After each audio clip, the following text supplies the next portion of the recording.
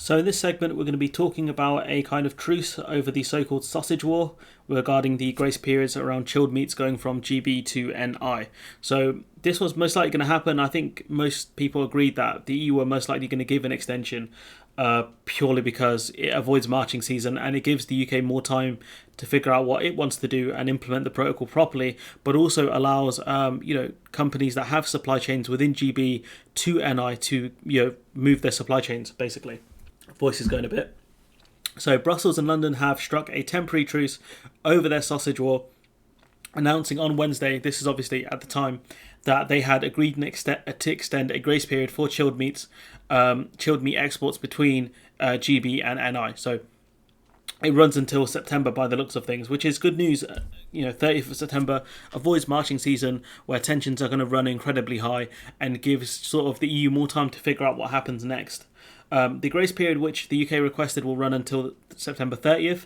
The purpose of this additional period is to allow stakeholders, and in particular supermarkets in Northern Ireland, to complete the adjustment of their supply chain. So for whatever reason, these supermarkets really should have started moving things as soon as the Northern Ireland Protocol was agreed to.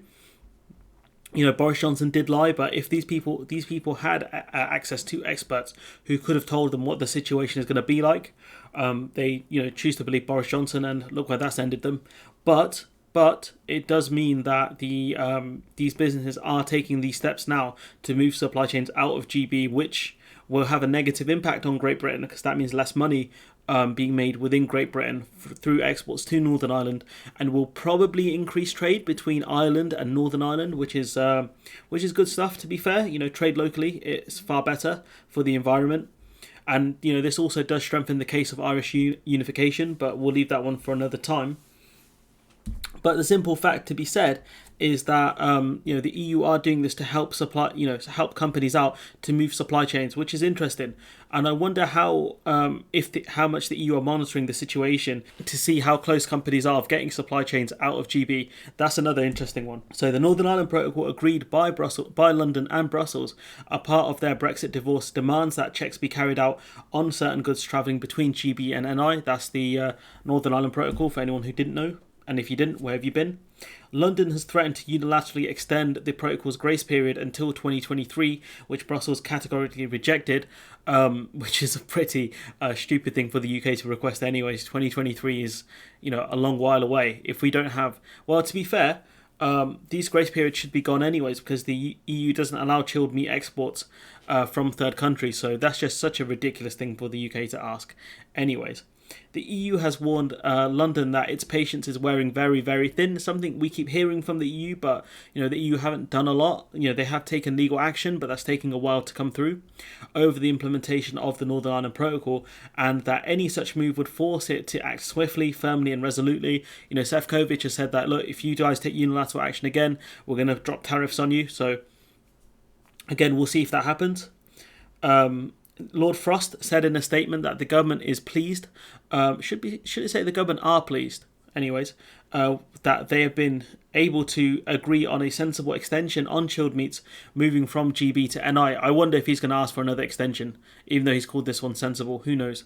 One that does not require rules in the rest of the UK to align with future changes to EU agri-foods. So he's saying that the extension doesn't mean that the UK has to agree to a Swiss-style agreement, which I think the EU should have probably tried to push for a bit more.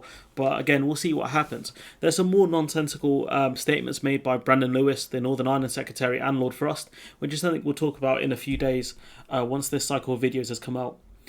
Frost further described it as a positive step, but stressed that a permanent solution still needs to be agreed upon.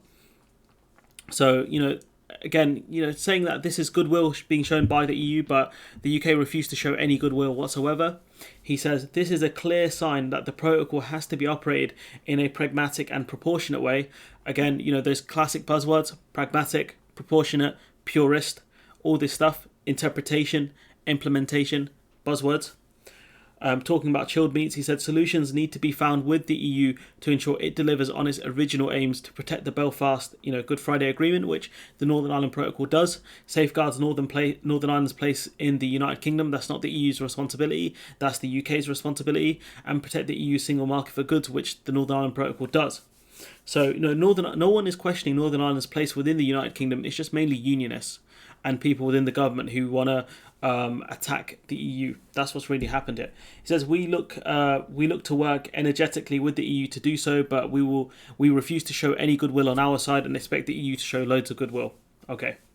The Commission also said on Wednesday it had put forward creative solutions to ensure the continued long-term supply of medicines from Great Britain to Northern Ireland, which involves the 27 country bloc changing its own rules. So again, it's going to be interesting to see what the EU specifically comes up with, because negotiations are ongoing. And when they do come up, I'll tell you as soon as I can when specifics are mentioned, if anything does come of it. They go on to say it has also unveiled measures to facilitate the movement of guide dogs. That's something we've mentioned before, accompanying persons travelling between the two territories, as well as livestock, and waived the obligation for UK drivers to show a motor insurance green card when crossing the border with Ireland. That last one I think is relatively new, so that one's interesting.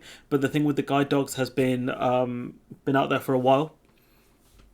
Sefcovic, the EU's co-chair of the Joint Committee, said that the Commission's work is about ensuring that the hard-earned gains of the Good Friday Agreement, peace and stability in Northern Ireland are protected, while avoiding a hard border on the island of Ireland and maintaining the integrity of the EU single market. And that's, these are the standard statements that Sefcovic and other EU Commission members have said, because this is what the EU's goals are. Stop a hard border going up within the island of Ireland.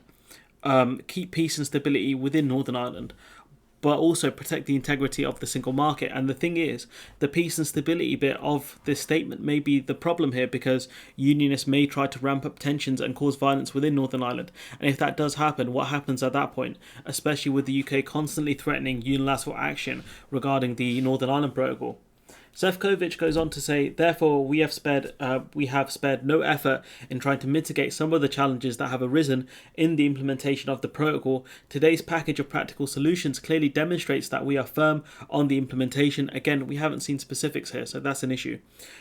He goes on to say, continue to work hard for the benefit of the people in Northern Ireland, which is funny enough that the EU have shown more concern for the people of Northern Ireland than the British government have. It's quite an interesting thing. But point being is that the sausage war is over for now. A truce has been struck, armistice, a ceasefire, and then we'll see in a few months. I'll see you guys in September, and we'll probably have an update to the story, because the EU doesn't accept chilled meats being exported from a third country. I don't think the EU will make an exception here. It'll be interesting to see if they did, but I don't think they will. But anyways, look, I'm going to leave it there. Let me know what you think in the comments below. Like, comment, share, subscribe, and hopefully I'll see you in the next one.